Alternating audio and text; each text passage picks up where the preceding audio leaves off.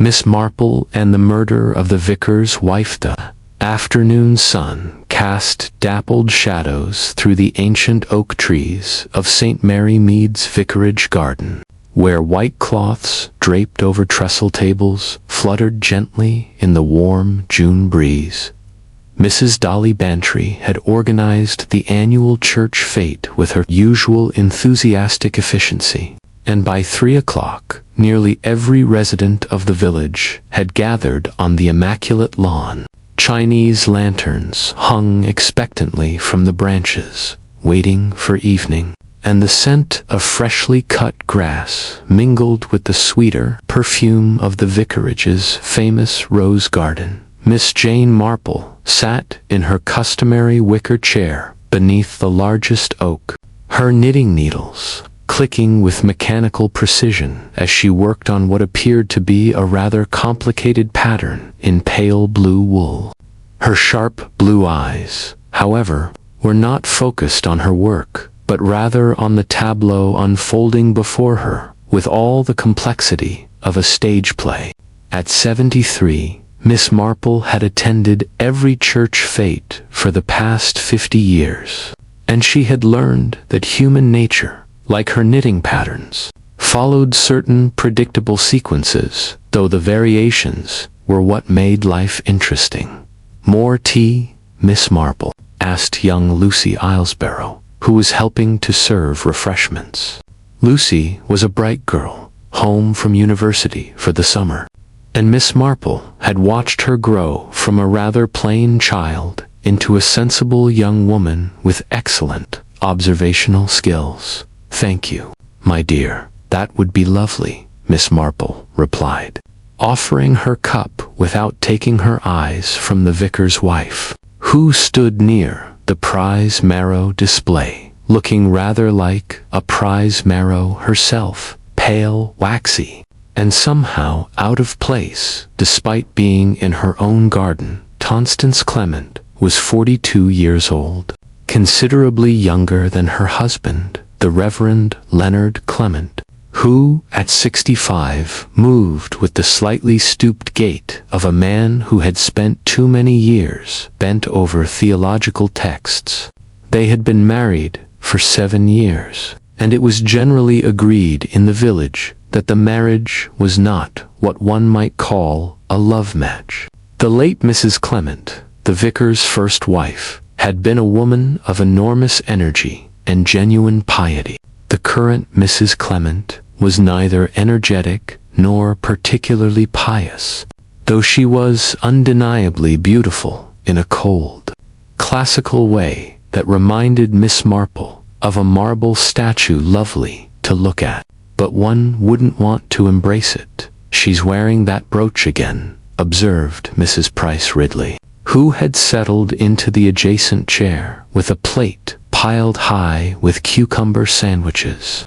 Mrs. Price Ridley was the village's self-appointed social arbiter, a position she maintained through a combination of inherited wealth and strategic tea parties.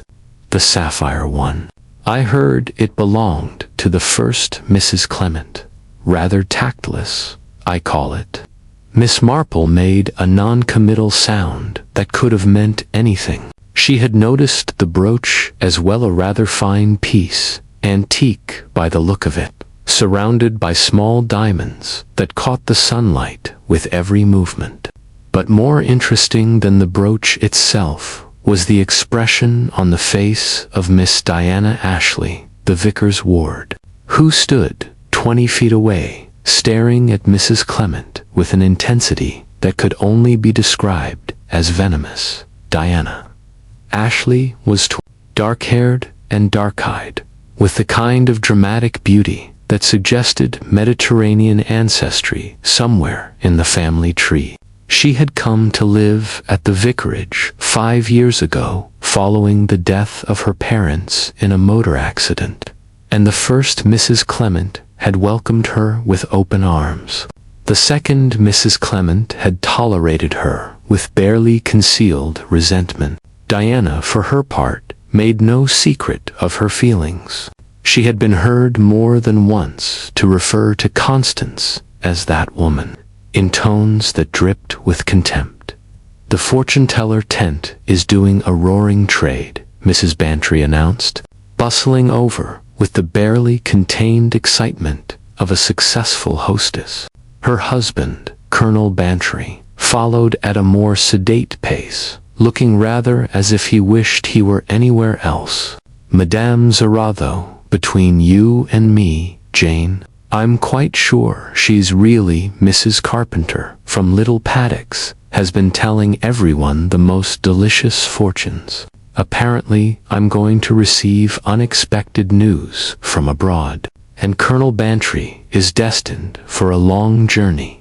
To the pub, most likely," muttered the colonel.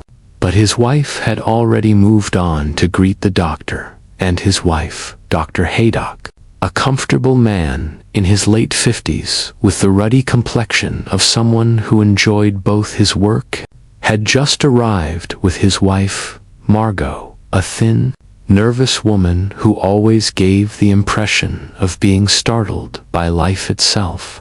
They were accompanied by a stranger, a tall man with elegant features, and the kind of expensive tailoring that marked him as a visitor from London. "That's the cousin," Mrs. Price Ridley whispered urgently, leaning so close that Miss Marple could smell the lavender water she favored.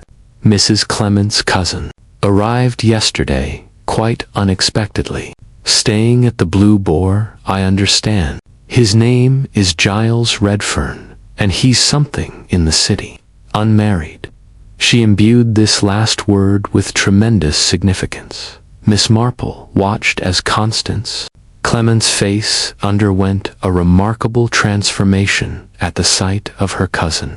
The marble statue suddenly became flesh and blood. Color flooded her pale cheeks, her eyes brightened, and she moved forward with a grace that had been entirely absent moments before.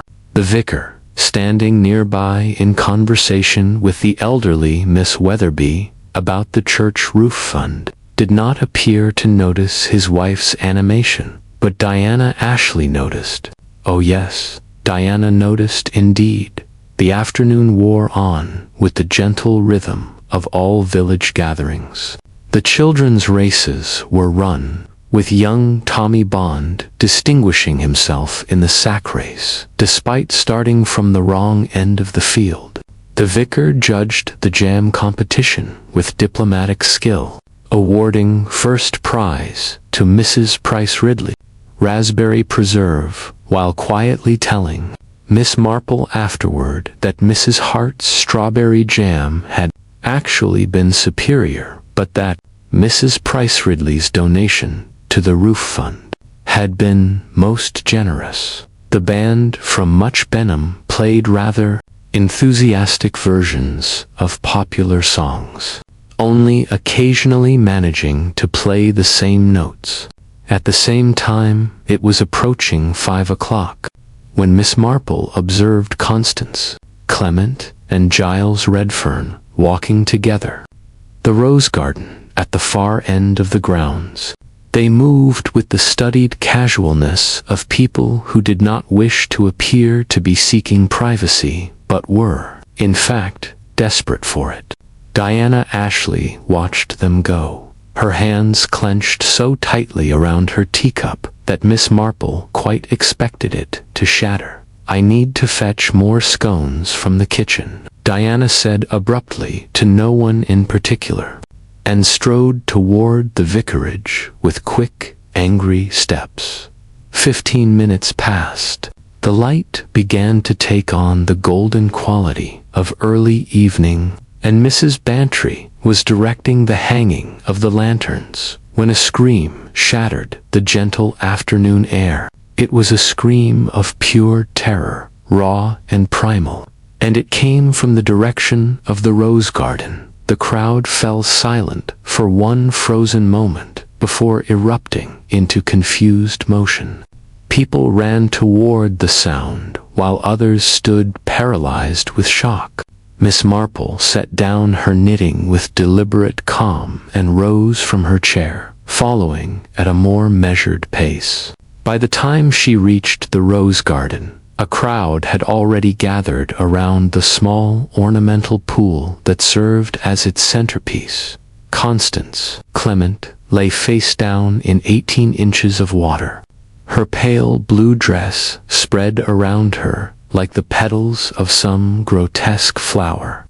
The sapphire brooch glittered in the late afternoon sun, still pinned to her bodice. Standing at the edge of the pool, his face white with shock, was Giles Redfern, and kneeling beside the body, her hands already reaching to turn it over, was Diana Ashley, her dark hair falling forward to hide her face, but not before Miss Marple had seen the expression there.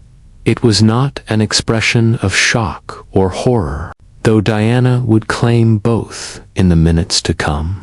It was, for just one unguarded instant, an expression of savage triumph. Dr. Haydock pushed through the crowd with practiced authority. "Stand back, everyone.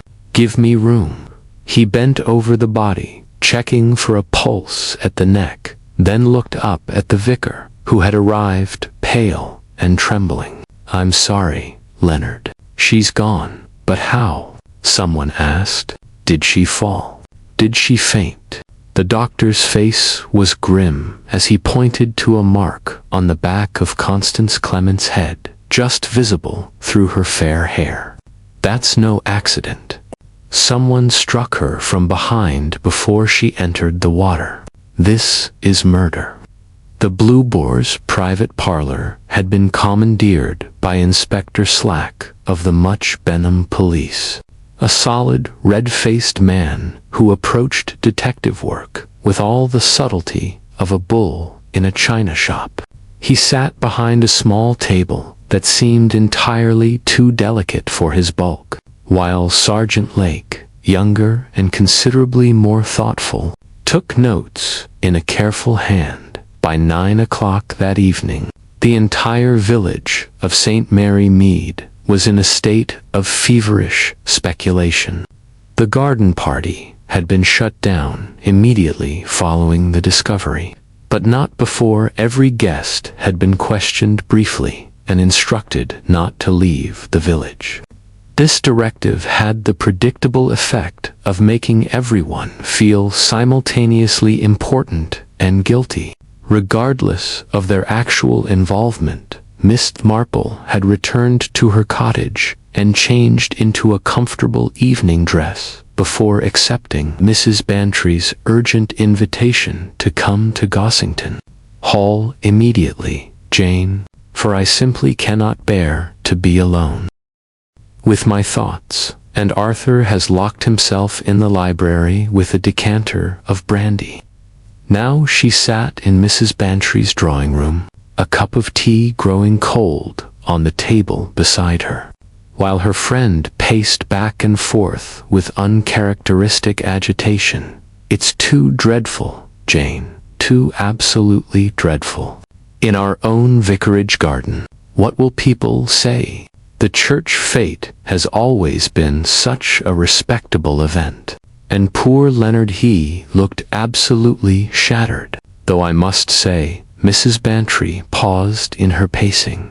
"He didn't seem entirely surprised. Shocked, yes, but not surprised. Do you know what I mean?" "I know exactly what you mean," Miss Marple replied quietly. "One might almost say he had the look of a man whose worst fears had been confirmed rather than a man receiving unexpected tragic news." Mrs. Bantry sat down abruptly. "You don't think, Jane, you can't possibly think Leonard had anything to do with it." "I think nothing at present, Dolly. I merely observe. And what I observed this afternoon was a household with a great many undercurrents of tension." Well, naturally there was tension. Everyone knew Diana couldn't stand Constance. She made no secret of it. And really, one could hardly blame her. Constance was rather a cold fish, and she did rather take over the vicarage, as if the first Mrs. Clement had never existed. That business with the brooch. For instance, wearing Eleanor Clement's jewelry, when Eleanor had specifically left it to Diana in her will. But Leonard insisted Constance should have it as his wife, and Diana had to give way. She's been bitter about it ever since. So I understand, Miss Marple said. Diana had considerable affection for the first Mrs. Clement, I believe. Oh, enormous affection. Eleanor was like a mother to her after her own parents died. And then for Eleanor to die so suddenly, Mrs. Bantry shook her head. It was pneumonia, Dr. Haydock said, but it came on very quickly. 1 week she was perfectly healthy. The next, she was gone. And then, barely a year later, Leonard married Constance. The village was scandalized. And where did Constance come from? London, I believe. She was working as some sort of companion to an elderly lady who died. Leonard met her at a theological conference. A whirlwind courtship, 6 weeks from meeting to marriage. Most unsuitable for a man of his age and position. Mrs. Bantry sniffed. Though she was very beautiful, one must admit. The doorbell rang, and a moment later, Colonel Bantry showed Dr. Haydock into the drawing room. The doctor looked tired and troubled, and he accepted the whiskey the colonel poured for him with a nod of gratitude. "I've just come from the vicarage," he said heavily. "Had to give Leonard something to help him sleep. Poor devil is in a terrible state. Keeps saying it's his fault, that he should have seen it coming, that he failed to protect her." Failed to protect her from whom? Mrs. Bantry demanded. Dr. Haydock shrugged. He wouldn't say. But Inspector Slack has his own ideas, of course. He's all but convinced Diana Ashley is the culprit. Motive: she hated Constance. Opportunity: she disappeared to the kitchen just before the murder. And temperament: she's always been a passionate, dramatic girl. Slack thinks it's an open and shut case. Does he indeed? Miss Marple's tone was mild, but there was steel beneath it. And what is your opinion, Doctor? Haydock took a long drink of his whiskey. My opinion is that Inspector Slack is a fool. Oh, Diana might have had the motive and the opportunity, but the method. Diana Ashley is the type who would commit murder in a rage, face to face, with a knife or her bare hands.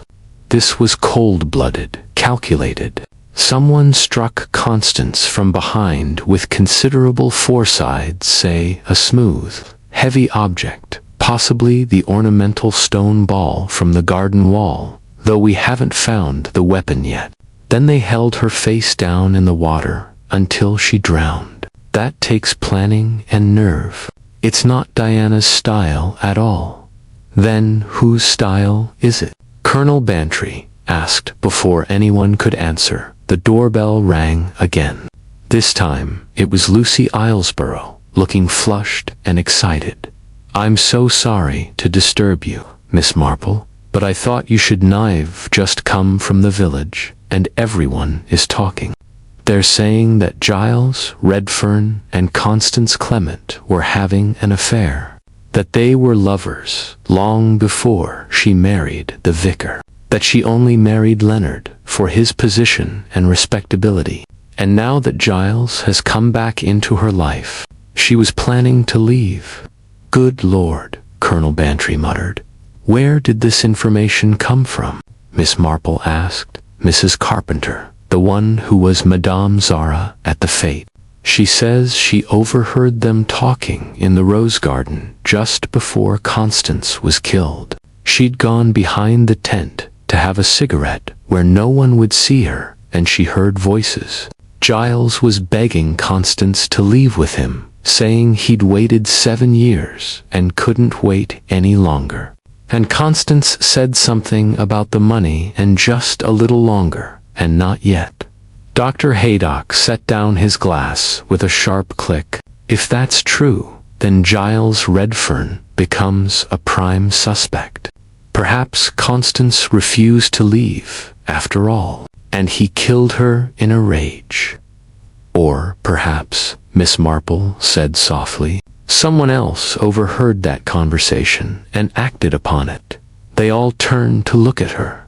What do you mean, Jane? Mrs. Bantry asked. I mean that if Mrs. Carpenter could overhear them, so could someone else, and that someone might have had their own reasons for wanting.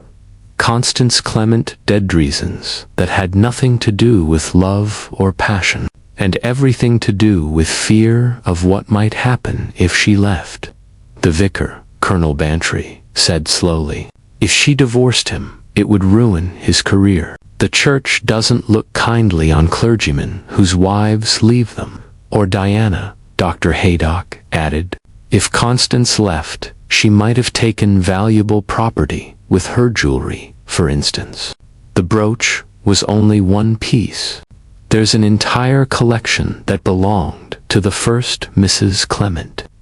Miss Marple said nothing, but her needles had begun clicking again, working through a particularly complex pattern with mechanical precision. Her mind, however, was working through a pattern of an entirely different kind. The following morning dawned gray and drizzly, as if the weather itself was in mourning. Miss Marple rose at her usual time, tended to her garden. Despite the rain, her roses needed deadheading, regardless of murderand, then made her way to the village shop, where she knew the very best information was always to be gathered. Mrs. Hart, the shopkeeper's wife, was serving Mrs. Price Ridley when Miss Marple entered, and both women immediately drew her into their conversation with the eagerness of people who have been waiting for just such an audience. Arrested Diana Ashley, Mrs. Price Ridley announced with grim satisfaction. Took her away first thing this morning. Inspector Slack is convinced she's guilty. Arrested her. Are you quite certain? Miss Marple selected a tin of biscuits with careful attention. Well, taken her in for questioning. At any rate, Mrs. Hart amended. My Tom saw them leave the vicarage. Diana went as white as a sheet, he said, but she went with them quietly enough. Didn't even protest her innocence, which seems suspicious if you ask me, or perhaps indicates shock and disbelief that anyone could suspect her. Miss Marple suggested mildly. Mrs. Price Ridley sniffed. She threatened Constance not 2 weeks ago. My gardener heard them arguing in the churchyard. Diana said she wished Constance had never been born, and that she was a curse on the vicarage. Strong words, Miss Marple. Very strong words. People say many things in anger that they don't truly mean. I once told my nephew Raymond that I hoped he would fall into the fish pond, but I didn't actually wish him to drown. That's hardly the same thing, Mrs. Price Ridley said stiffly. Miss Marple paid for her biscuits and made her way to the vicarage, where she found the Reverend Clement in his study, looking as if he had aged 10 years overnight. His hair, which had been a dignified gray, now seemed entirely white, and his hands trembled as he gestured for her to sit. Kind of you to call, Miss Marple. Very kind indeed. I wanted to see how you were bearing up, Vicar, and to offer any assistance I might provide. Assistance? He laughed bitterly. What assistance can anyone provide against this nightmare? They think Diana killed Constance, my ward, whom I have raised as my own daughter, suspected of murdering my wife. It's beyond bearing. Do you believe Diana is guilty? He looked at her with red-rimmed eyes. I don't know what to believe anymore. I thought I knew Diana. I thought I knew Constance. But it seems I knew neither of them. The police have informed me of things, he broke off, pressing his hands to his face. Constance And that man, that cousin of hers, they say there was an understanding between them before she married me, that I was merely convenient. Did you love your wife, Mr. Clement? The question hung in the air between them. Finally, he lowered his hands and met her gaze. I married Constance because I was lonely and she was beautiful and seemed to need protection. Eleanor's death had left me devastated. Constance appeared to offer comfort, but love. He shook his head slowly. I don't think either of us loved the other. We were two people who entered into a contract of mutual convenience. I gave her respectability and position. She gave me, he paused. I'm not entirely sure what she gave me. The appearance of a happy household, perhaps.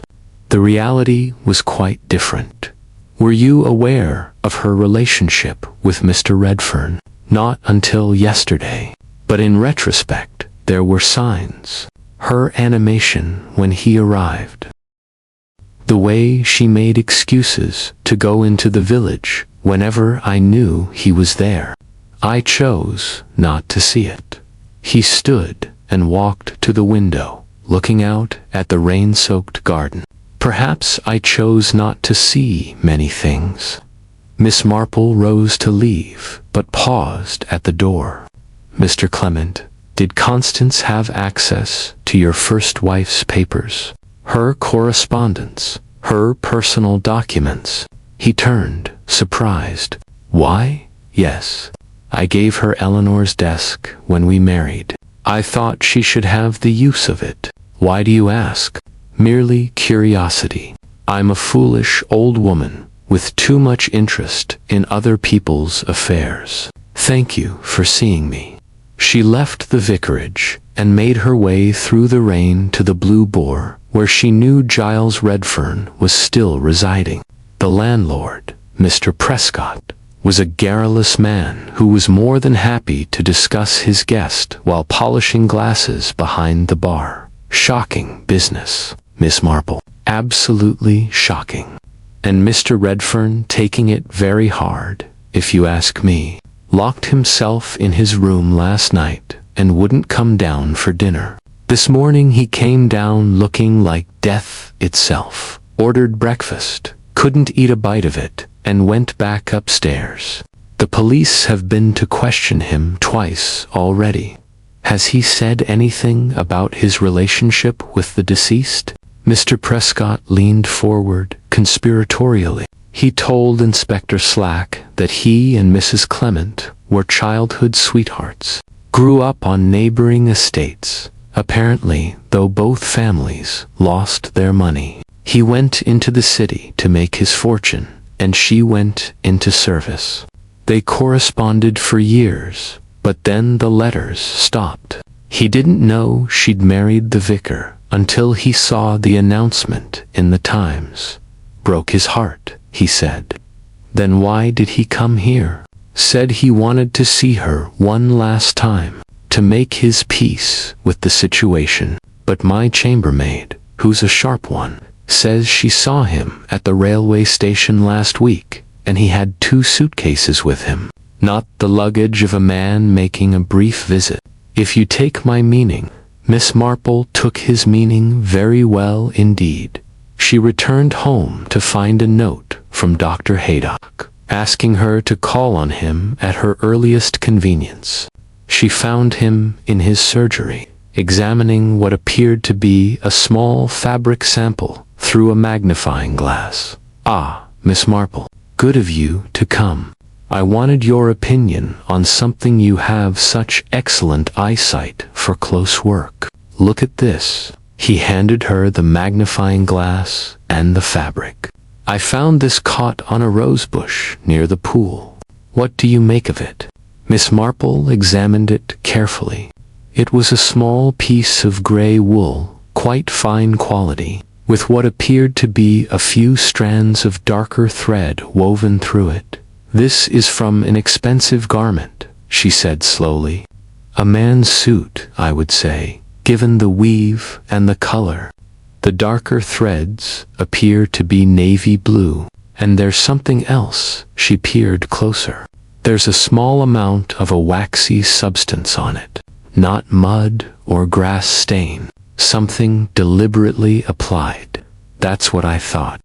Now, I've been thinking about who was wearing gray at the fete yesterday. Giles Redfern had on a gray suit with a navy tie. Very smart, very London. But so did several other men. Colonel Bantry, for one, though his is a much coarser weave. And that young bank clerk, what's his name? Martin Gaskell. He was there with his mother. Martin Gaskell, Miss Marple repeated thoughtfully. Now that's interesting. Why? Because Martin Gaskell has been walking out with Diana Ashley for the past 6 months. They've been trying to keep it quiet. Diana was afraid the vicar wouldn't approve of her courting while still living under his roof. But I've seen them together on several occasions, in Much Benham, where they thought no one from the village would observe them. Dr. Haydock whistled softly. So if Diana was planning to marry young Gaskell, she would need her inheritance from the first Mrs. Clement. But Constance was wearing the brooch that should have been Diana's, and presumably had control of other pieces as well. If Constance left the vicar and took the jewelry with her, Diana would lose everything that was rightfully hers. Miss Marple finished. Yes, it gives her an even stronger motive than we initially thought. But it also gives someone else a motive, doesn't it? Who? Young Mr. Gaskell himself. A bank clerk's salary isn't much to marry on, but the Clement jewelry collection is quite valuable. I've heard estimates of several £1,000s. Enough to set up a young couple very comfortably indeed. Inspector Slack was a man of simple convictions and direct methods. When the evidence pointed to an obvious suspect, he saw no reason to complicate matters by searching for alternatives. Diana Ashley had motive, opportunity, and temperament. As far as he was concerned, the case was solved. I'll have a confession out of her by nightfall, he told Sergeant Lake with satisfaction as they sat in the interview room at the Much Benham police station. Young women like that always crack under proper questioning. Too emotional, you see. Can't keep their stories straight. Diana Ashley, however, was proving more resilient than he had anticipated. She sat across from him, with her dark eyes steady and her hands folded calmly in her lap. Despite having been questioned for 3 hours, I've told you everything I know, Inspector. I went to the kitchen to fetch more scones. Mrs. Hart had promised an additional batch, and they were ready to come out of the oven. I was there for approximately 10 minutes. When I came out, I heard the scream and ran to the rose garden with everyone else, where you immediately rushed to the body, almost as if you knew exactly where to find it. Everyone was running toward the rose garden. The scream came from there. It wasn't difficult to deduce where to go. And your expression when you saw the deceased, several witnesses have mentioned it, seemed more triumphant than shocked. For the first time, a flicker of emotion crossed Diana's face. If I looked triumphant, Inspector, it was not because Constance was dead. It was because I saw she was wearing the brooch, my brooch, the one that should have been mine. Even in death, she was flaunting what she had stolen from me. Does that make you happy? To know that my first thought was so petty and vindictive? I'm not proud of it, but I won't lie about it either. Inspector Slack leaned back, thinking he had her. So you admit to vindictive feelings toward the deceased? I've never denied having such feelings. Half the village knows I couldn't stand the woman. But there's rather a large difference between disliking someone and murdering them, wouldn't you say? Before Slack could respond, there was a knock at the door. A constable entered and whispered something to the inspector. His face darkened. "It seems, Miss Ashley, that you're free to go, for now. Your young man has provided you with an alibi." Diana's composure finally cracked. "My young man? What are you talking about?"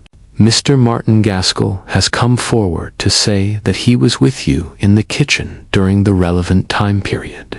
He saw you taking the scones from the oven, and you walked back toward the garden together.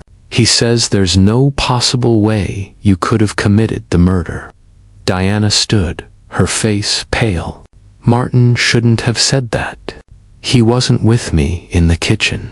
He's trying to protect me, but he's lying, and I won't have him lying for me. So you admit you have no alibi?"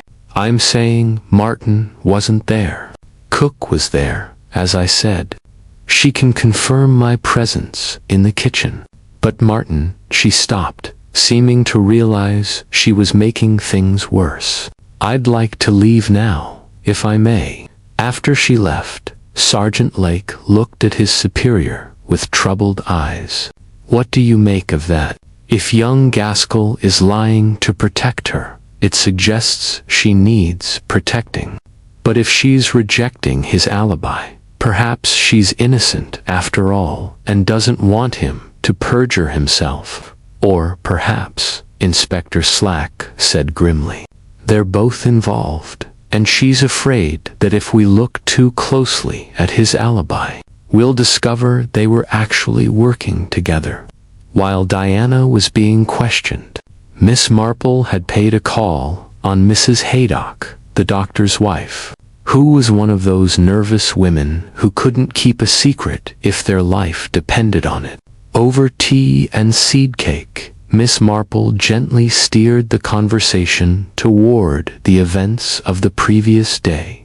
"You and the doctor arrived at the fete with Mr. Redfern, I believe?" Mrs. Haydock nodded eagerly. "Yes, we met him at the station. He was just arriving from London, and since he didn't know the way to the vicarage, Geoffrey offered to walk him over. Such a pleasant gentleman. Very well mannered, though he seemed quite agitated when he saw Mrs. Clement. Went quite pale, actually. Geoffrey noticed it too. Did he say anything?"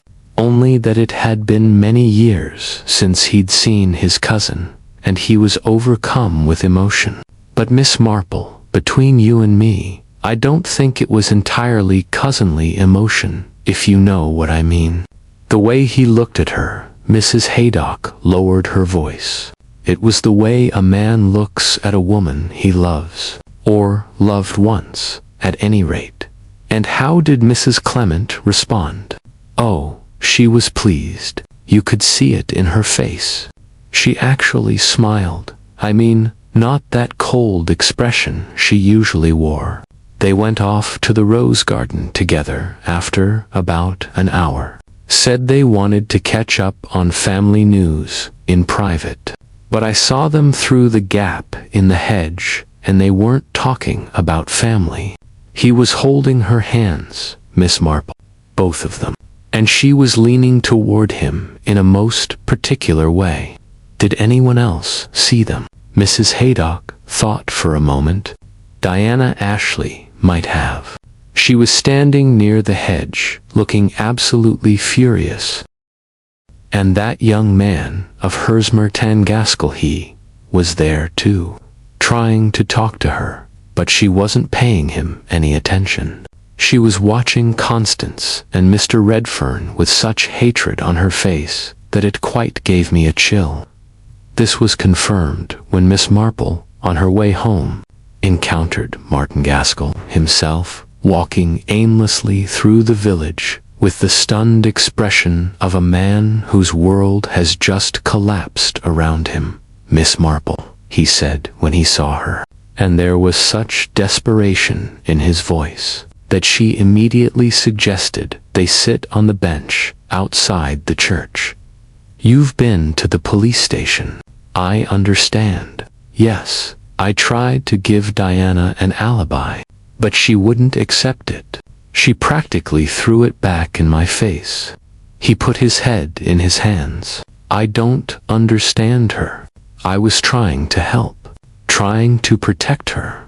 But she said she wouldn't have me lying for her, as if I were some kind of criminal. Were you lying, Mr. Gaskell? He looked up at her, and she saw the answer in his eyes before he spoke. Yes, I wasn't with her in the kitchen, but I know Diana couldn't have killed Mrs. Clement. She's passionate and quick-tempered, but she's not a murderess. I thought if I said I was with her, they'd leave her alone and look for the real killer. And where were you actually? He hesitated, then seemed to collapse inward. I was following Constance Clement and that London man Redfern. I'd seen the way Diana was looking at them, and I was worried she might do something foolish, confront them, make a scene. I thought if I kept watch, I could prevent any trouble.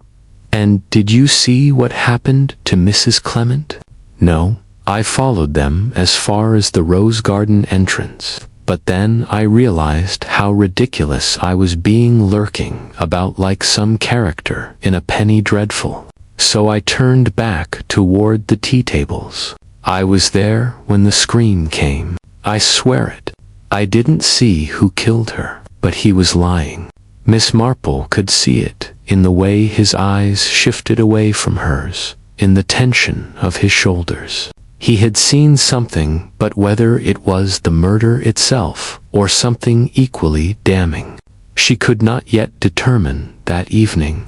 Miss Marple sat in her drawing room with her knitting, but the pattern remained untouched. Instead, she was thinking about a seemingly insignificant detail that had been bothering her since the moment she saw Constance Clement's body in the ornamental pool. The brooch it had been pinned to Constance's bodice, glittering in the sunlight, apparently undisturbed by her murder or her submersion in the water.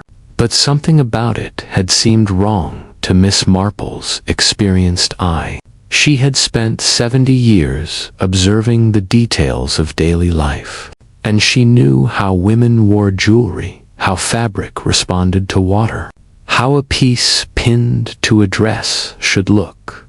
The brooch had been pinned too carefully, too deliberately. When Miss Marple had been a young woman, she had worn brooches regularly, and she knew that even the most careful woman, dressing in haste or agitation, would pin a brooch with slight imperfection, a tiny tilt, a small gap between pin and fabric. But Constance's brooch had been positioned with absolute precision, as if someone had taken great care in placing it, as if someone had pinned it thereafter. Constance was already dead. The thought was disturbing, but it opened up a new avenue of consideration. If the brooch had been removed and then replaced, why? What purpose would that serve? Miss Marple set down her knitting and walked to her desk, where she kept a collection of village notices, obituaries, and other paper ephemera that she had accumulated over the years.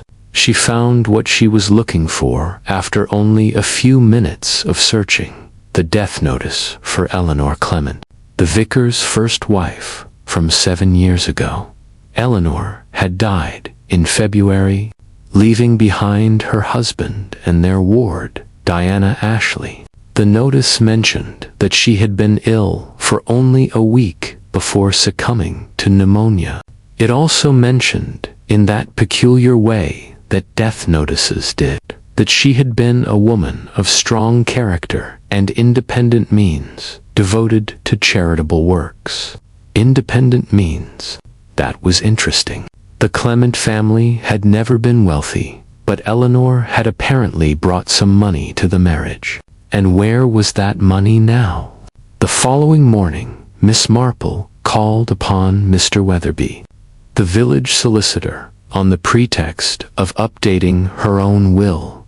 Mr. Weatherby was a dry, precise man who had handled legal matters for St. Mary Mead families for 40 years, and he knew every secret the village possessed. After the business of her will was concluded, Miss Marple remarked, as if in passing, "Such a terrible tragedy about Mrs. Clement, the current Mrs. Clement, I mean, though of course the first Mrs. Clement's death was tragic. She was quite young, wasn't she?" 52, Mr. Weatherby said. "Yes, quite young, and quite unexpected. She had always been so healthy and vigorous. I understand she left a will."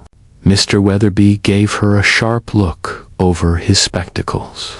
"I'm not at liberty to discuss the details of my client's affairs, Miss Marple. Of course not. Though I believe it's common knowledge that she left the jewelry collection to Diana Ashley. I only wondered whether there was any other provision made." The solicitor was silent for a moment, clearly wrestling with his professional discretion and his fondness for gossip. Gossip won, as it usually did. "There were other provisions," he said carefully.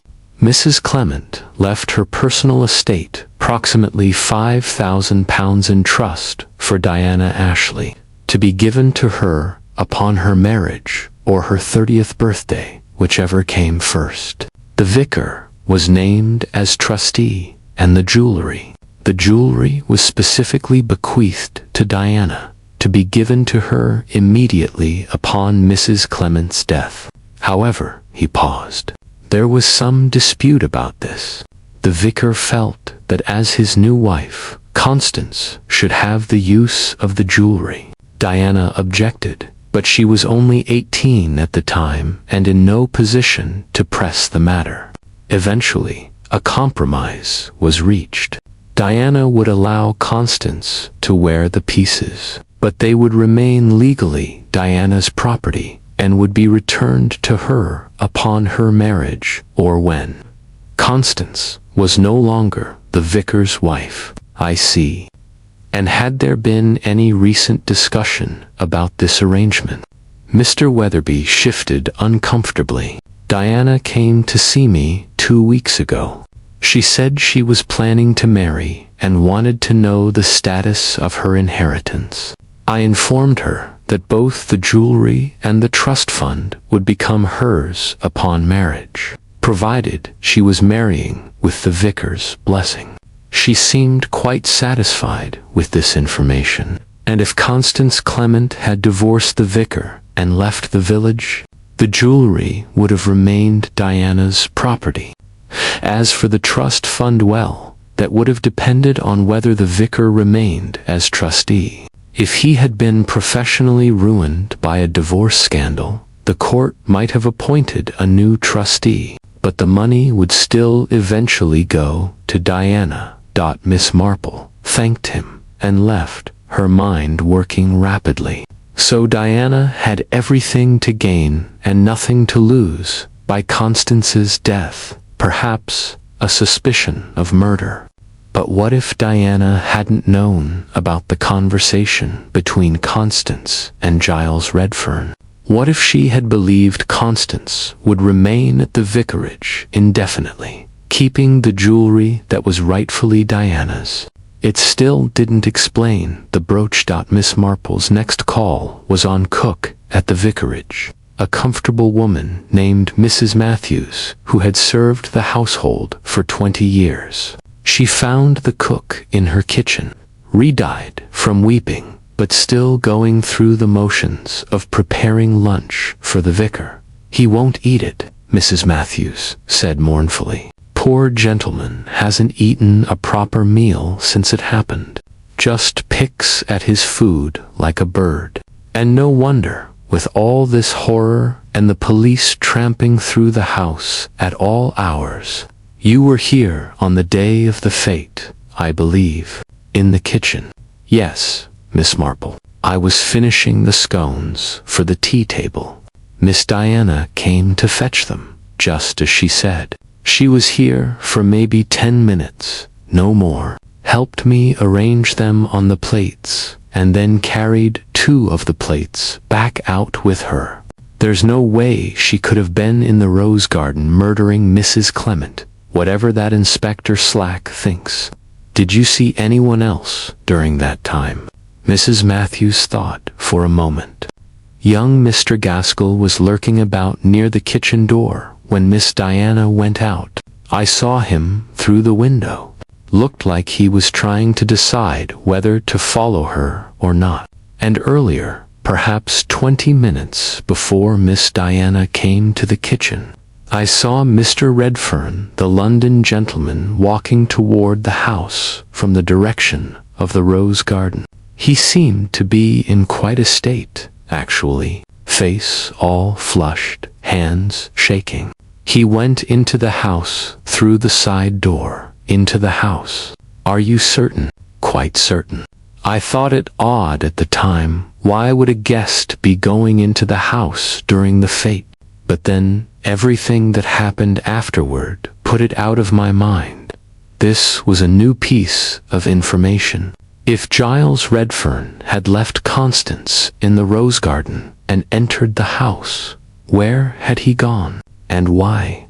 Miss Marple asked permission to speak with the vicar, and found him in his study, looking more composed than he had the previous day, but still bearing the signs of great strain. Mr. Clement, I wonder if I might ask you a rather delicate question. On the day of the fete, did Mr. Redfern come into the house at any point? The vicar looked surprised. Why, yes, he did. I encountered him in the upstairs hallway. He said he had been looking for the facilities and had gotten lost. I directed him to the correct door. And what time was this? Approximately 5:15, I should think.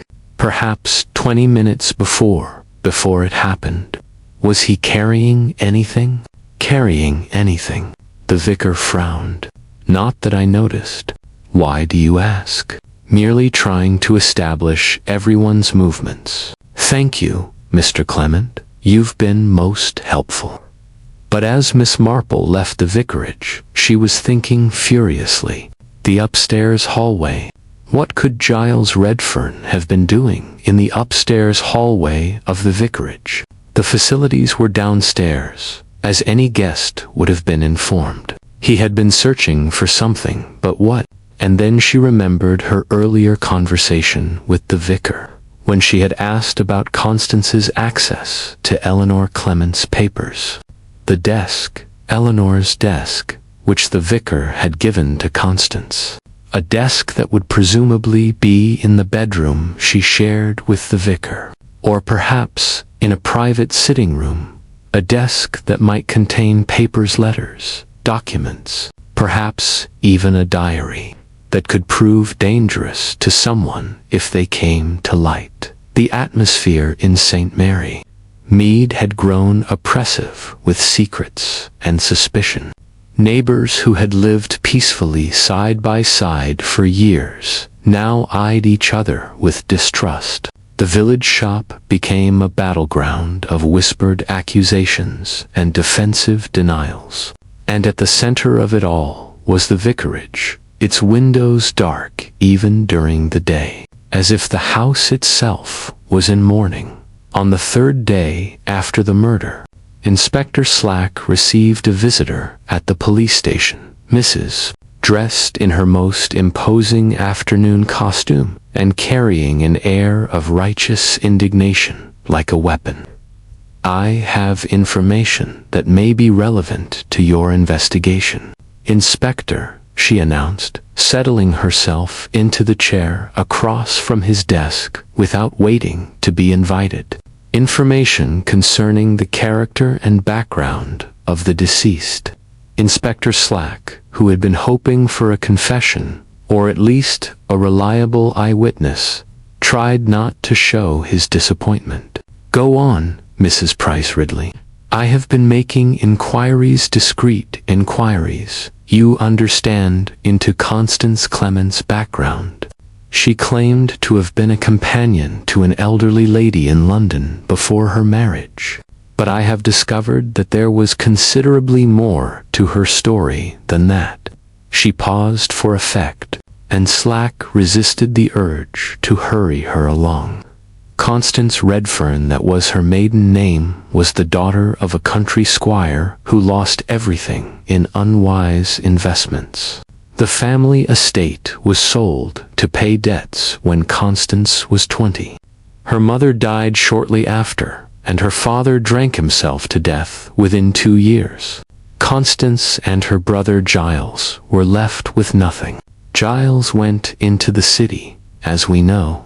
But Constance, Mrs. Price Ridley leaned forward. Constance became engaged to a wealthy manufacturer nearly twice her age. The engagement lasted 6 months before the gentleman broke it off, claiming he had discovered something about her character that made marriage impossible. Do you know what he discovered? He wouldn't say, but the scandal was sufficient that Constance had to leave the area entirely. That's when she went into service as a companion. But here's the interesting part, Inspector. The elderly lady she worked for, Mrs. Hargreaves, changed her will 3 times in the 2 years Constance was with her. Each time, Constance's portion increased. By the time Mrs. Hargreaves died, Constance was set to inherit £5,000. Set to inherit? She didn't receive it. No, because Mrs. Hargreaves's nephew challenged the will, claiming that Constance had exercised undue influence over his aunt. The case was settled out of court. Constance received £1,000 and agreed not to contest the will further.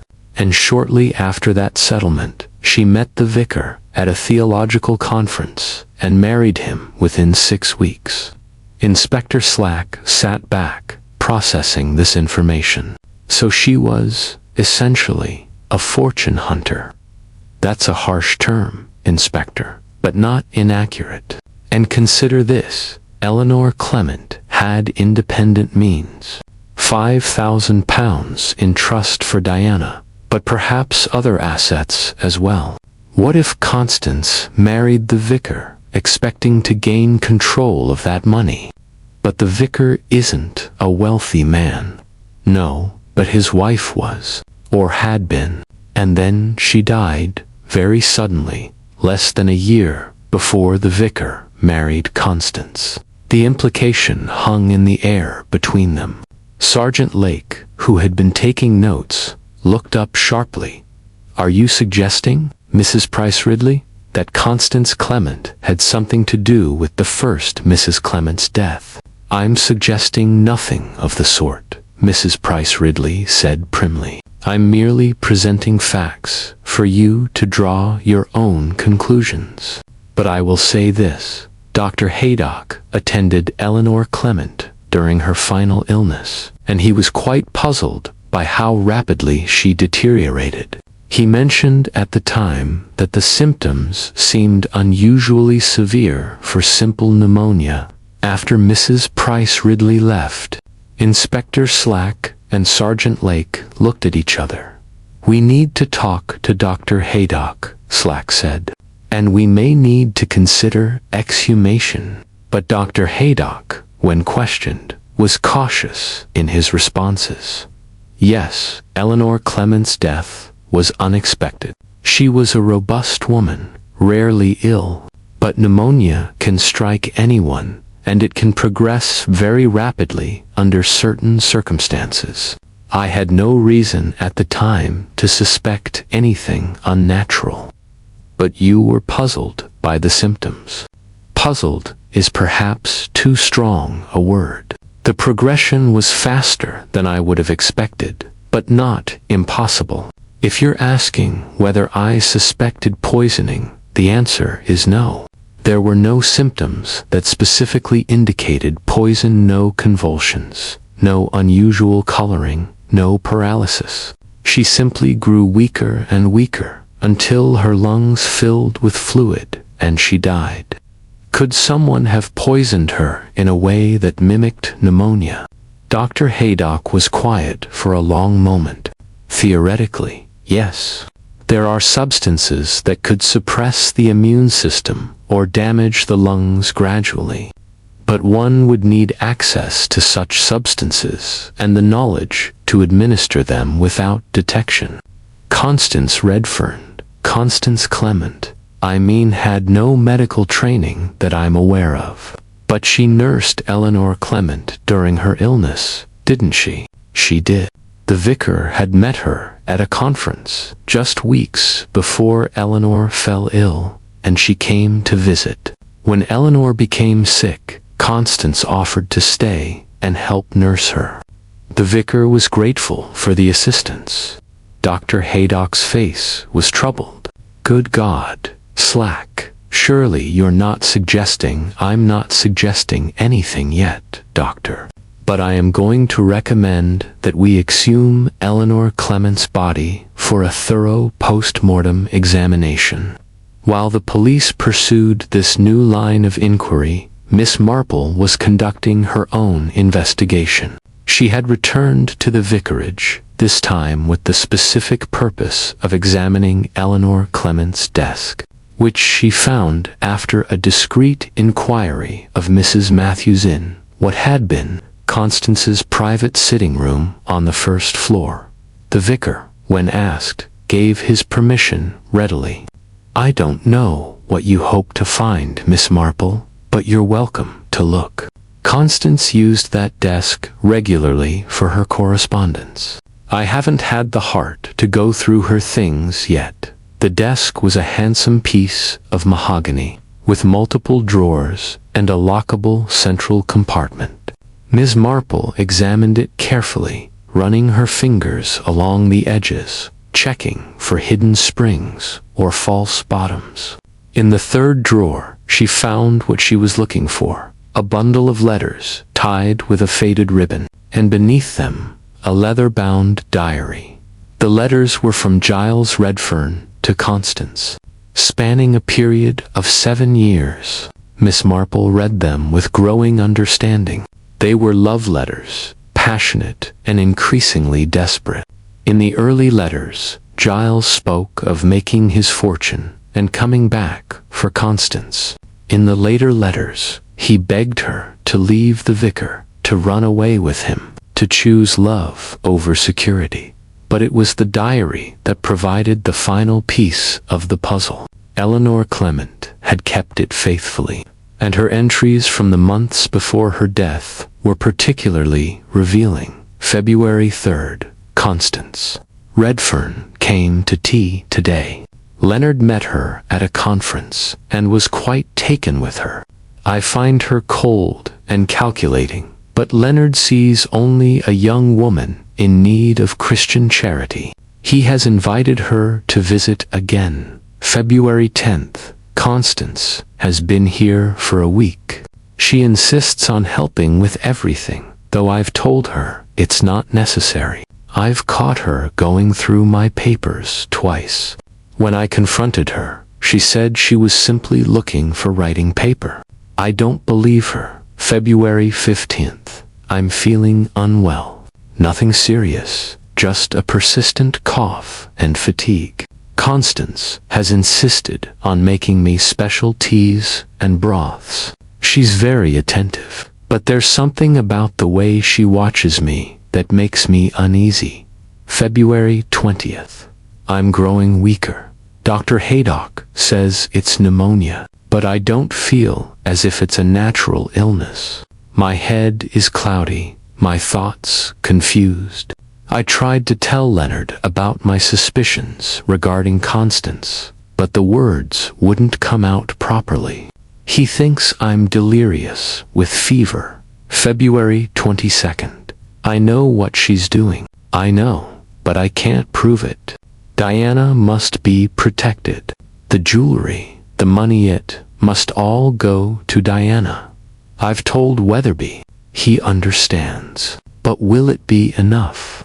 Will Leonard see through her before it's too late? God forgive me. I think Constance Redfern is the entry ended there. Eleanor Clement had died later that night. Miss Marple closed the diary with trembling hands. She now understood what had happened 7 years ago, and she understood what had happened 3 days ago in the rose garden. But understanding and proving were two different things, and she needed one more piece of evidence before she could reveal the truth. She found it in the bottom drawer of the desk, a small bottle, nearly empty, with a faded label. The label read, "Antimony, potassium tartrate, poison, for external use only." The village of St. Mary Mead was thrown into fresh turmoil when news broke that the body of Eleanor Clement was to be exhumed for examination. The vicar received the news with a kind of dazed acceptance, as if he had passed beyond the point where anything could shock him further. Diana Ashley received it with grim satisfaction. It's about time someone looked into Eleanor's death properly, she told Miss Marple, who had called at the cottage where Diana was now staying with friends. I always thought there was something wrong about it. The way she deteriorated so quickly, and Constance hovering over her like a vulture the entire time. You suspected Constance of causing Eleanor's death. I didn't have proof, but yes, I suspected. Eleanor was perfectly healthy until Constance came to visit. Then suddenly she was ill, and within 2 weeks she was dead. And Constance married Leonard less than a year later. It was obscene. Why didn't you say anything at the time? Diana's face twisted with emotion. Because I was 18 years old and had just lost the only mother I'd ever really known. Because no one would have believed me, Constance, had everyone convinced she was an angel of mercy, nursing a dying woman out of Christian charity. And because she stopped, her hands clenching into fists, because I was terrified. If Constance had killed Eleanor, what was to stop her from killing me if I became inconvenient? Is that why you were so hostile toward her? I was hostile because she was wearing my jewelry and living in my home and acting as if Eleanor had never existed. But yes, underneath the hostility was fear, and I'm not ashamed to admit it. Before Miss Marple could respond, there was a commotion outside. Through the window, they could see people running toward the high street. Diana and Miss Marple exchanged glances and hurried out to see what was happening. They found a crowd gathered in front of the Blue Boar. Inspector Slack's car was parked outside, and through the open door they could see the inspector himself and several constables in the upstairs hallway. A stretcher was being brought in. What's happened? Mrs. Bantry demanded, clutching Miss Marple's arm. It's Mr. Redfern, someone said. The London gentleman. He's dead. The word spread through the crowd in horrified whispers. Diana went very pale, and Miss Marple felt her own heart sink. This was unexpected and potentially disastrous for her theory. Dr. Haydock emerged from the inn, shaking his head grimly. When he saw Miss Marple, he came over to her. Suicide, he said quietly. Poison, he left a note. What did it say? That he couldn't live with the guilt. That he had killed Constance in a moment of rage when she refused to leave with him. That he had returned to the pool after striking her, found her unconscious but alive, and held her face down in the water until she drowned. He begged forgiveness and said he was taking the coward's way out. Inspector Slack, following the doctor, looked simultaneously triumphant and disappointed. Triumphant that the case was solved. Disappointed that he wouldn't get to make an arrest and conduct a trial. Well, Miss Marple, It seems we have our answer after all. Not the answer I expected, I'll grant you, but a clear confession. The case is closed." But Miss Marple was frowning, her sharp eyes thoughtful. "May I see the note, Inspector?" "I don't see why not, though I don't know what you think you'll find." He handed her a sheet of hotel stationery, covered in a sprawling, agitated hand. Miss Marple read it carefully, then read it again. Finally, she looked up. "Inspector Slack, I don't believe Giles Redfern wrote this note. Don't be absurd. It's his handwriting. The landlord confirmed it. And who else would have written a suicide note in his name? Someone who wanted us to believe the case was closed. Someone who needed us to stop investigating. Because we were getting very close to the truth, and that truth was dangerous to them." Inspector Slack's face reddened. "Now see here, Miss Marple, I've had about enough of amateur detecting. The man confessed to murder and then killed himself. It's tragic but straightforward.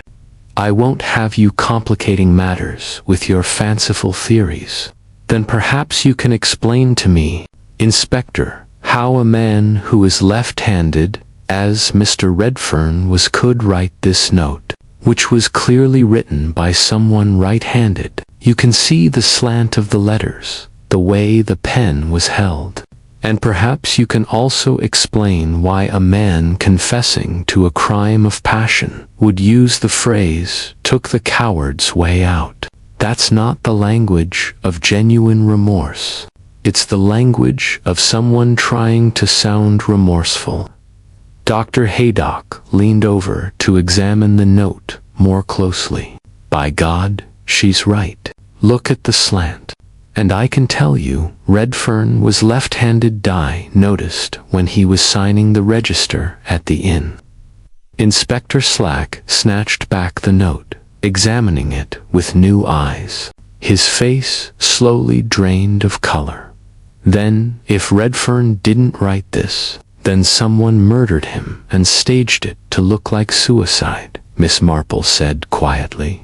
"Which means we now have 2 murders instead of 1, and the killer is still at large." The crowd had grown silent, listening to this exchange with horrified fascination. Miss Marple saw Diana Ashley's face, white and strained. She saw Martin Gaskell standing behind Diana, his hand on her shoulder in a gesture of support. She saw the vicar, who had just arrived, swaying as if he might faint. And she saw Mrs. Price Ridley, her expression a mixture of excitement and fear. "I think," Miss Marple said, addressing Inspector Slack, but speaking loudly enough for all to hear, "that it's time we gathered everyone together and discussed what really happened. Because there are still pieces of this puzzle that need to be fitted into place, and I believe I know how they fit." Inspector Slack looked as if he wanted to argue, but the logic of her deductions was undeniable. "Very well, Miss Marple. Where and when?" "The vicarage drawing room. This evening at 8 o'clock. And Inspector, I suggest you bring constables with you. When the truth comes out, you may need them." The vicarage drawing room had never held such a gathering. Inspector Slack sat in a high-backed chair near the fireplace, his notebook open but his attention fixed on the assembled company. Sergeant Lake stood by the door, ensuring no one left prematurely. Dr. Haydock and his wife occupied the settee. Mrs. Bantry and Colonel Bantry sat on straight-backed chairs brought in from the dining room. Diana Ashley was there, with Martin Gaskell beside her, and Mrs. Price Ridley, looking both nervous and excited. The vicar himself sat apart from the others, his face gray with exhaustion and dread. Miss Marple stood near the window, her hands folded over her knitting bag, looking for all the world like a harmless elderly lady about to give a lecture on gardening rather than expose a murderer. "Thank you all for coming," she began in her gentle voice. "I know this has been a terrible ordeal for everyone, particularly for Mr. Clement and Miss Ashley. But I believe it's time we understood exactly what happened and why." "We know what happened," Inspector Slack said, though with less certainty than he had shown earlier. "Mr. Redfern killed Mrs. Clement and then killed himself out of remorse." "That's what someone wanted us to believe," Miss Marple said. "But as we've already established, Mr. Redfern did not write that suicide note, which means someone else killed him, someone who needed us to believe the case was closed so we would stop investigating." "But who would do such a thing?" Mrs. Bantry asked. "Someone who had a great deal to hide, someone who knew that if we continued to investigate, we would uncover not just one murder, but two. You see, Constance Clement was not the first victim. She was the second." A murmur ran through the room.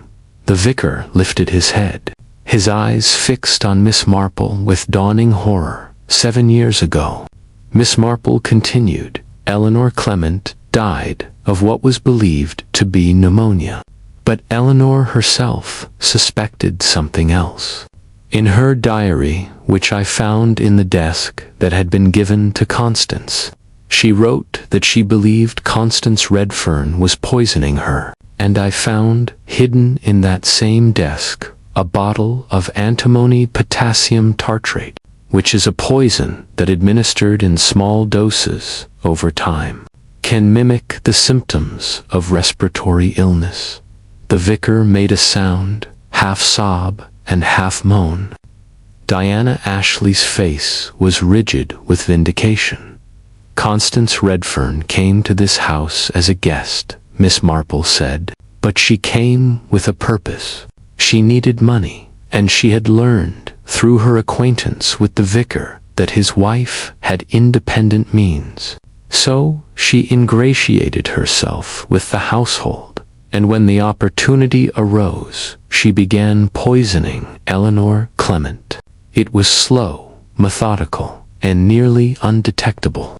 By the time Eleanor realized what was happening, she was too weak to do anything about it. She could barely speak coherently. All she could do was ensure that her money and jewelry were protected for Diana in her will. But if Constance killed Eleanor, Dr. Haydock said, why would someone kill Constance? Surely Diana would have had every reason to want her dead. But we've established that Diana has an alibi. Diana does have an alibi, Miss Marple agreed. But there's someone else in this room who didn't have an alibi. Someone who was seen entering the vicarage shortly before the murder. Someone who went upstairs, ostensibly looking for the facilities, but actually searching for something, in Constance's sitting room. All eyes turned to various people in the room, each wondering if they were about to be accused.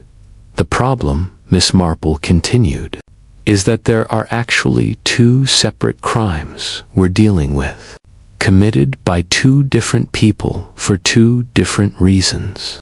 Let me address the first crime, the murder of Constance Clement. She walked to the center of the room, her movements slow and deliberate. Giles Redfern loved Constance. He had loved her for years. When she married the vicar, he was heartbroken, but accepted it. Then, recently, he began to suspect that Constance had married not for love, but for money. Money she never actually obtained because Eleanor had protected her estate with her will. He also began to suspect that Constance had killed Eleanor to marry the vicar. He couldn't prove it, but the suspicion aided him. So he came here to confront her. Inspector Slack said, yes, but something else brought him here as well. He had recently received a letter from Constance. found it among his effects at the inn. In it, she told him that she had discovered something valuable, something that would allow them to be together at last. She asked him to come to St. Mary Mead. What had she discovered? Martin Gaskell asked. I believe she had discovered that Eleanor Clement's trust fund was larger than anyone knew. Much larger. And I believe she had found a way to access it. Mr. Weatherby, the solicitor, cleared his throat. If I may, Miss Marple've been reviewing the trust documents, and there is indeed a substantial sum that wasn't included in the original accounting. Eleanor Clement's father left her additional investments that matured after her death. The total amount is closer to £15,000, not £5,000 as originally stated. A collective gasp went through the room. £15,000, Miss Marple repeated. Enough to start a new life abroad. Enough to make leaving the vicar worthwhile for Constance. But there was a problem. Giles Redfern had a conscience. When he came here and Constance told him her plan, which involved not just leaving the vicar, but somehow claiming Diana's inheritance, he was appalled. They argued in the rose garden. He told her he wanted nothing to do with her scheme. And then he left her there, alive, and came into the house to look for evidence of what she had done to Eleanor. Did he find it? Inspector Slack asked.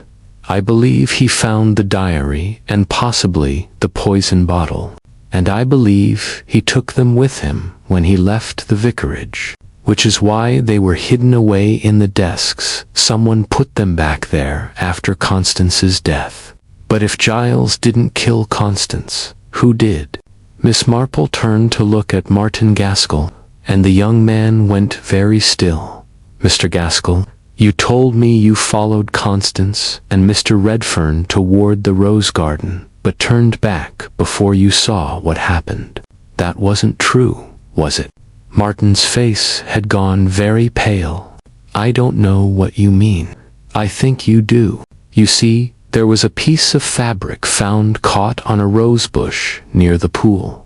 Gray wool with navy threads from an expensive suit. You were wearing just such a suit at the fete. So were several other men, Martin said, but his voice lacked conviction. True, but you were the only one who had both motive and opportunity. You loved Diana Ashley. You wanted to marry her. But Diana couldn't marry you while her inheritance was in jeopardy. And when you overheard Constance and Giles discussing her plan to leave the vicar and presumably take valuables with her valuables that belonged to Diane, you panicked. This is absurd, Martin said. But he didn't move from his chair. You waited until Giles left. Then you approached Constance, perhaps to plead with her, perhaps to reason with her. But Constance was not a reasonable woman. She probably laughed at you, told you that Diana would get nothing, that she had already won. And you lost your temper. You picked up the stone ball from the garden wall. It was later found in the bushes, wiped clean, but with traces of blood and hair on it, and you struck her from behind. Diana made a small, distressed sound. Martin reached for her hand, but she pulled away. She fell into the pool. Miss Marple continued relentlessly. She was unconscious, but alive. And you held her face down in the water until she stopped breathing. Then, in a moment of inspiration, or perhaps panic, you removed the sapphire brooch from her dress, intending to take it. But you heard people approaching and realized you didn't have time. So you pinned it back on, hastily, not quite in the right position, and fled. You can't prove any of this, Martin said. But his voice was shaking. I can prove that you were seen near the rose garden at the relevant time. I can prove that your suit fabric matches the sample found at the scene.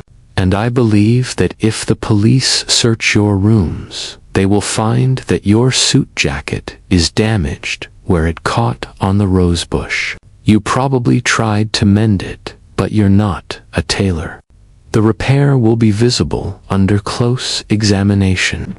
Inspector Slack nodded to Sergeant Lake, who moved closer to Martin Gaskell. But that's only the first crime, Miss Marple said. The murder of Giles Redfern is another matter entirely. Everyone turned back to her, confused. Mr. Gaskell killed Constance in a moment of rage and panic. But someone else killed Giles Redfern with cold calculation. Someone who realized that if the investigation continued, the truth about Eleanor Clement's death would come out. Someone who had known all along that Constance had poisoned Eleanor, but had said nothing because saying something would have meant revealing their own guilt. She turned to the vicar, and her voice was infinitely gentle but utterly implacable. You knew, didn't you, Mr. Clement? You knew that Constance had killed your first wife. The silence in the room was absolute. The Reverend Leonard Clement sat frozen in his chair, his face the color of old parchment. When he finally spoke, his voice was barely a whisper. How did you know? Because of something you said to me, Miss Marple replied softly. You said you had failed to protect Constance, that you should have seen it coming. But how could you have seen her murder coming? Unless you knew she was the sort of person who provoked violence. Unless you knew she was capable of terrible things herself. The vicar's hands were trembling. I didn't know. Not at first. I thought Eleanor had simply taken ill. Constance was so attentive, so caring, and I was lonely and flattered by her attention. She made me feel young again. But you began to suspect, Miss Marple prompted gently. Yes, the word was torn from him. After we married, I found Eleanor's diary. I had been going through her things, and there it was, hidden in a box of her personal effects. I read it, and I understood what Constance had done, what I had allowed to happen by bringing that woman into our home. Diana Ashley was crying silently, tears streaming down her face. Mrs. Bantry had her hand pressed to her mouth in horror. Why didn't you go to the police? Inspector Slack demanded. Because I was a coward, the vicar said bitterly. Because I couldn't bear the scandal. Because I told myself there was no real proof. The diary was Eleanor's suspicions, not evidence. And because his voice broke. Because I was complicit. I had married the woman who killed my wife. If I exposed her, I exposed myself as a fool at best, an accomplice at worst. The church would have removed me. My life's work would have been destroyed. So I said nothing. I locked the diary away and tried to forget. But you couldn't forget, Miss Marple said. And when Giles Redfern came here, you realized he was going to discover the truth. You saw him leave the rose garden. You saw him enter the house. And when you encountered him in the upstairs hallway, he wasn't lost at all, was he? No, the vicar whispered. He had the diary in his hand, and the poison bottle. He told me he knew what Constance had done. He said he was going to the police, that he couldn't let her get away with murder, even though he loved her. I begged him to wait, to think about what it would mean, but he wouldn't listen. So later that evening, you went to the Blue Boar. Yes, I brought a bottle of wine. I told him I wanted to talk, to explain, to ask for his mercy. And while we talked, I put the poison in his glass. The same poison Constance had used to kill Eleanor. It seemed He laughed hollowly. It seemed like justice in a twisted way. And you wrote the suicide note in his name, using your right hand to disguise your handwriting. I'm ambidextrous, the vicar said dully. Most people don't know that. I write with my left hand usually, but I can write equally well with my right. I thought if Giles Redfern confessed to killing Constance, the investigation would end. Diana would be safe from suspicion, and the truth about Eleanor would remain buried. But you didn't know that Martin Gaskell had actually killed Constance. Dr. Haydock said, "No, I assumed Giles had done it. The timing seemed right, and he had motive and opportunity. I was trying to protect Diana, but I was actually protecting Mr. Gaskell without knowing it." The vicar looked at Martin with something like pity. We were both murderers, and neither of us knew it. Inspector Slack stood up, his face grim. Leonard Clement, Martin Gaskell, I am arresting you both for murder. You need not say anything. Wait, Diana Ashley said suddenly. Her voice was hoarse from crying, but there was steel in it. Miss Marple, you said, Eleanor's diary and the poison bottle were found in Constance's desk. How did they get there if Giles took them and Leonard later poisoned him? An excellent question, Miss Marple said. Mr. Clement, did you take those items from Mr. Redfern's room after you poisoned him? The vicar nodded miserably. I searched his belongings while he was dying. I found the diary and the bottle in his suitcase. I brought them back to the vicarage and hid them in Constance's desk, thinking they would never be found there. But you found them. I found them because I was looking for them, Miss Marple said. You see, I realized that the brooch was the key to everything. It had been removed from Constance's body and then replaced, but not by Mr. Gaskell. He would have taken it with him if that was his intention. Someone else had removed it, examined it, and put it back. Someone who wanted to verify that it was the genuine article, the piece that had belonged to Eleanor Clement. Someone who was thinking about inheritance and property rights, even in the moment of discovering a murder. She looked at Diana Ashley, and the young woman flinched.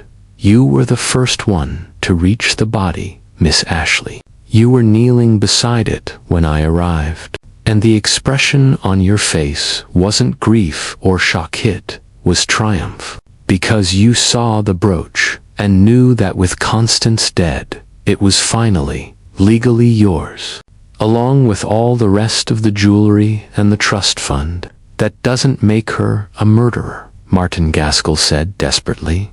No, it doesn't, Miss Marple agreed. But it does show a certain coldness of character, a certain calculation.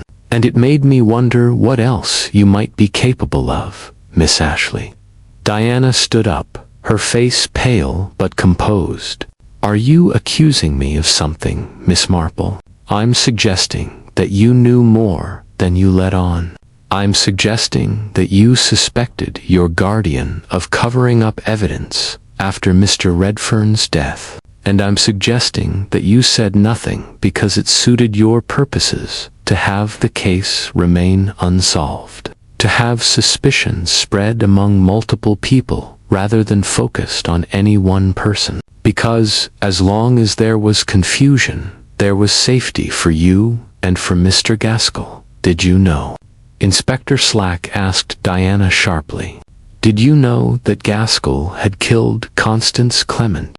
Diana looked at Martin, and something passed between them, a look of such complexity that Miss Marple couldn't quite read it. Love, yes, but also fear and guilt and resignation, I suspected, Diana said finally. He came to me that evening after it happened. He was distraught, nearly incoherent. He said he'd done something terrible, something to protect me, but he couldn't tell me what. I thought Ty thought he'd confronted Constance and told her off, or perhaps destroyed some document she was holding over us. I didn't know he'd killed her. Not for certain. Not until just now. But you protected him. Yes. The word was defiant. I protected him because I loved him, and because I still believed that Constance Clement deserved what she got. She murdered Eleanor, the kindest woman I've ever known. She stole my inheritance and my home. She was planning to steal even more. Martin stopped her. Perhaps that makes me an accomplice, or perhaps it makes me someone who understands that the law isn't always the same as justice. The law is what we have, Inspector Slack said heavily, and it will be applied equally to all of you. As the constables moved to take the vicar and Martin Gaskell into custody, and as a policewoman was summoned to deal with Diana Ashley's situation, Miss Marple gathered her knitting bag and prepared to leave. Mrs. Bantry caught her at the door. "Jane, how did you know? How did you piece it all together?" Miss Marple smiled sadly. "Human nature, Dolly. It always comes down to human nature. Greed, fear, love, revenge, they're the same in St. Mary Mead as they are anywhere else in the world. Once you understand what motivates people, the actions they take become almost predictable. But 3 people committed murder. How does one understand that? By remembering that murder is simply the extreme end of a spectrum of human behavior. We all have the capacity for violence when we're pushed far enough, threatened deeply enough, or tempted strongly enough. The difference is that most of us never reach that point. These 3 did, each for their own reasons. Mr. Gaskell killed to protect the woman he loved. Mr. Clement killed to protect himself. And Constance Clement killed for money. 3 different motives, 3 different murders, all connected by the same original sin, and Diana. Diana is the real victim in all of this, though she doesn't see it that way. She lost Eleanor, who loved her. She was tormented by Constance, who hated her. And now she'll lose Martin, who killed for her. Her whole life has been shaped by other people's violence. They walked out into the cool evening air. The village was quiet. But Miss Marple knew that by morning the entire story would be known, discussed, and analyzed from every possible angle. St. Mary Mead would dine out on this tale for years to come. "Will they all hang?" Mrs. Bantry asked in a small voice. "That's for the courts to decide. But I suspect that Mr. Gaskell and Mr. Clement will both face the death penalty, yes.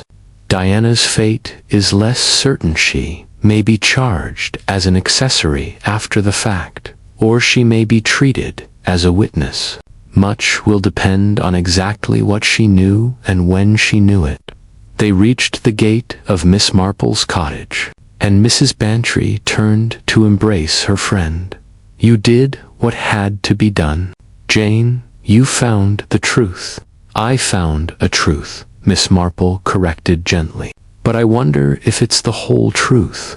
There are always layers in these matters, always depths we can't quite reach."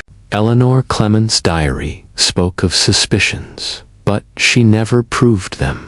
Giles Redfern's love for Constance survived years of separation, but did it survive the knowledge of what she'd done?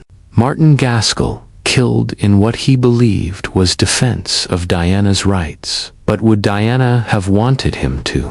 And Leonard Clement, she sighed. Poor Leonard Clement, who loved his first wife and betrayed her by his silence, who married his second wife and destroyed her by his fear. He's the most tragic figure of all, I think. She opened her gate and walked up the path to her door, where her maid had left the lights burning. At the threshold, she paused and looked back at the darkened vicarage, where the police were still conducting their investigation. "Good night, Dolly. Lock your doors tonight. Evil is a real thing, and it lives closer to home than we like to think." 6 weeks later, Miss Marple sat in her garden, enjoying the late summer sunshine and the roses that had finally reached their peak bloom. The village had slowly returned to something approximating normal life, though the events at the vicarage had left scars that would take years to heal. The trials had been swift and decisive. Martin Gaskell had been found guilty of murdering Constance Clement and sentenced to death, though there was already talk of appeals and possible commutation to life imprisonment given his age and the circumstances. The Reverend Leonard Clement had been found guilty of murdering Giles Redfern and received the same sentence, with no discussion of commutation. Diana Ashley had been charged as an accessory after the fact, but received a suspended sentence in recognition of her youth and the psychological trauma she had endured. She had left St. Mary Mead immediately after the trial and was said to be living with distant relatives in Scotland. The vicarage stood empty. The church had appointed a temporary vicar from a neighboring parish, but no one wanted to live in the house where so much tragedy had occurred. There was talk of selling it and building a new vicarage on different land. Though nothing had been decided yet, the exhumation of Eleanor Clement's body had revealed significant levels of antimony in her tissues, confirming that she had indeed been poisoned. The case had been closed, with Constance Clement listed as the probable murderer, though she could no longer be prosecuted. Eleanor had been quietly reburied, with a new stone that described her as beloved wife and friend. Taken too soon. Mrs. Bantry visited Miss Marple that afternoon, bringing with her a letter that had arrived that morning. "It's from Diana," she said, handing it to Miss Marple. "She wrote to me asking me to pass it along to you. She said she couldn't bring herself to write to you directly, but she wanted you to know." Mrs. Bantry's voice faltered. "Well, you'd better read it yourself." Miss Marple opened the letter and read, "Dear Miss Marple, Mrs. Bantry tells me you don't like to receive thanks for your detective work, that you see it merely as a duty to truth and justice. But I must thank you anyway. Even though I know you won't welcome it, you exposed the truth about what happened to Eleanor, and for that I am grateful. I only wish the truth had come out 7 years ago, when it might have saved lives. But I understand why it didn't. Fear and pride are powerful forces, and my guardian was ruled by both. I know you suspect that I knew more about Martin's actions than I admitted in court. You're right. I did know, or at least I strongly suspected. When he came to me that evening, so distraught and guilty, I understood immediately what must have happened. I chose not to know for certain because I couldn't bear to make the choice between the man I loved and the duty I owed to the law. Perhaps that makes me a coward, like Leonard. Perhaps it makes me complicit in murder. I'll carry that burden for the rest of my life. But I want you to know one thing. I would not have wanted Martin to kill for me. If I had known what he was planning, I would have stopped him. The jewelry, the money, none of it was worth a human life, not even Constance's life. She was a murderer and a thief, but she should have faced justice through the courts, not at Martin's hands. I am leaving England. There's nothing for me here now. Eleanor is dead. Martin will die or spend his life in prison, and the vicarage, my home's, poisoned by blood and sorrow. I'm told I have family in Canada, distant cousins who knew my mother. I'll start over there, if I can. I'll try to build a life that honors Eleanor's memory rather than dishonoring it, with more violence and tragedy. I don't ask for your forgiveness, because I don't believe I deserve it. But I want you to understand that I have learned the lesson you were trying to teach, that justice and revenge are not the same thing, and that protecting those we love sometimes means protecting them from their own worst impulses. Thank you for your persistence in seeking the truth, even when that truth was painful for everyone involved. Sincerely, Diana Ashley. Miss Marple folded the letter carefully and returned it to its envelope. She sat quietly for a moment, her hands resting on her knitting, her eyes distant. "What do you think, Jane?" Mrs. Bantry asked. "Will she be all right?" "I think she has a chance," Miss Marple said slowly. "She's young, and the young have a remarkable capacity for healing and growth. She's learned some hard lessons about human nature, her own nature included. That knowledge will either destroy her or make her stronger. I hope for the latter." "And Martin Gaskell, do you think he'll be executed?" "I don't know. The appeals process is complex, and public sentiment may favor commutation, given that he killed a murderess in what he believed was defense of another. But regardless of whether he hangs or spends his life in prison, his life as he knew it is over. He'll never practice his profession, never marry Diana, never live the normal life he had planned. In some ways, that's a worse sentence than death." "You sound almost sorry for him." Miss Marple considered this. "I am sorry for him, in a way. He was a young man who made a terrible choice in a moment of rage and fear. But sorrow for his situation doesn't mean approval of his actions. He took a life, and he must face the consequences. That's how society functions, through consequences. Without them, we would descend into chaos, with everyone taking justice into their own hands." Mrs. Bantry was quiet for a moment, then asked the question that had been troubling her. "Jane, when did you know? When did you realize there were two separate murderers?" "I suspected multiple perpetrators almost from the beginning," Miss Marple said.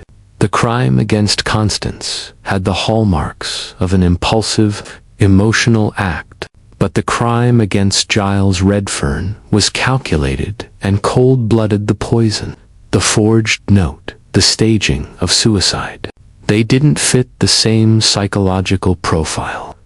But you didn't say anything until you had proof." "No, because I've learned over the years that suspicion without evidence is worse than useless. It's dangerous. It leads to false accusations and ruined lives. Better to wait, to observe, to accumulate facts until the pattern becomes undeniable. And eventually, it always does. People can't help but reveal themselves through their words and actions. Human nature is consistent, even in its inconsistency." A robin landed on the garden wall and began to sing, its voice clear and sweet in the afternoon air. Miss Marple smiled at it, as if greeting an old friend. "Will you continue with your detecting, do you think?" Mrs. Bantry asked. "Now that everyone knows you have a talent for it." Miss Marple laughed softly. "My dear Dolly, I've been detecting, as you call it. I've always watched people, always noticed the small details that others miss, always understood that human nature is the key to understanding human behavior. The only difference now is that people know I do it, and that," she said with a touch of asperity, "will make it considerably more difficult. People will be on their guard around me. They'll watch what they say and do. I'll lose the advantage of being dismissed as a harmless old lady." "You'll manage," Mrs. Bantry said with confidence. "You always do." After her friend left, Ms. Marple sat alone in her garden, her knitting needles clicking rhythmically as she worked through a complex pattern. She was thinking about the case, about the lives that had been destroyed and the truth that had been revealed. She was thinking about Eleanor Clement, dead 7 years, but still exerting influence from beyond the grave through her diary and her will. She was thinking about Constance Clement, beautiful and cold, and ultimately destroyed by her own greed. She was thinking about the 3 people who had committed murder, each believing they had justification, each learning too late that there is no justification sufficient to take a human life. But mostly, she was thinking about St. Mary Mead itself, this small, seemingly peaceful village where she had lived her entire life. On the surface, it was a place of tea parties and church fetes, of garden shows and charity bazaars. But beneath that placid surface ran all the dark currents of human passion, greed, envy, lust, hatred, fear, and desperate, destructive love. She had once told someone that everything you need to know about human nature could be learned by observing a small English village. The events of the past weeks had proven that statement true in the most terrible way possible.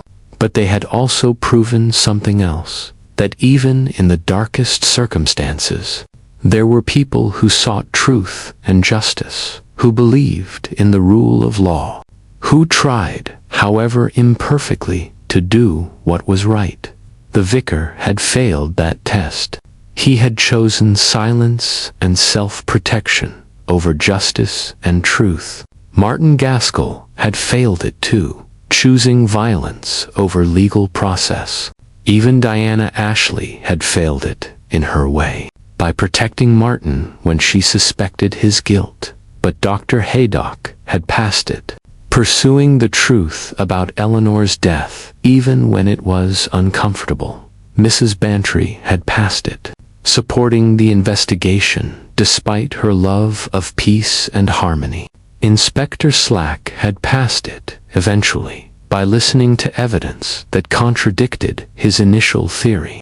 And perhaps Miss Marple allowed herself to think she had passed it too by persisting in her search for truth, despite pressure to accept convenient explanations. The world was full of mysteries, she reflected.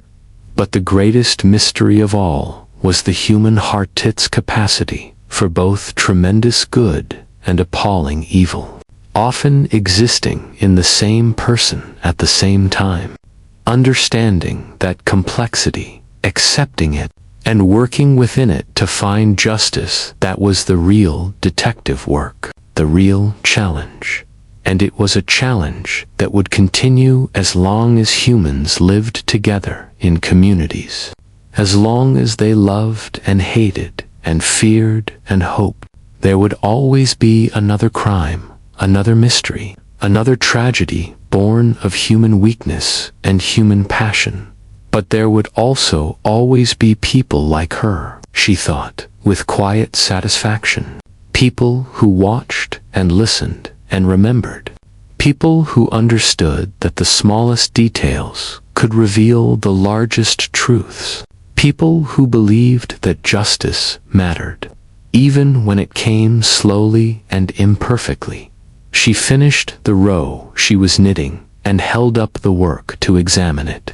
The pattern was intricate, with threads weaving in and out in seemingly random ways. But when you stepped back and looked at the whole, the pattern made perfect sense.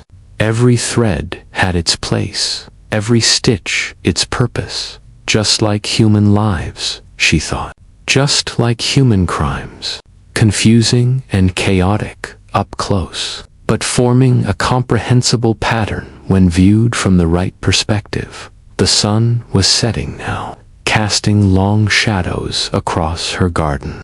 The roses glowed in the golden light, their blooms perfect and untouched by the darkness that had engulfed the vicarage garden. In a few hours, it would be night, and the village would sleep, and in their sleep, the people of St. Mary Mead would dream their various dreams, some innocent, some troubled, some dark with guilt and fear. But morning would come again, as it always did, and with it would come Miss Marple, watching from her window, tending her roses, knitting her complex patterns, and understanding more about human nature than most people would learn in 10 lifetimes. The murder of the vicar's wife was solved, but the mysteries of the human heart, those would never be fully solved. They would only be observed, understood, and filed away in Miss Marple's remarkable memory, ready to be consulted the next time tragedy struck this small, deadly village. She stood, gathered her knitting, and walked into her cottage, leaving the garden to the gathering darkness. Behind her, the roses nodded in the evening breeze, their petals perfect and their thorns sharp, beautiful and dangerous at once, just like life itself in St. Mary Mead.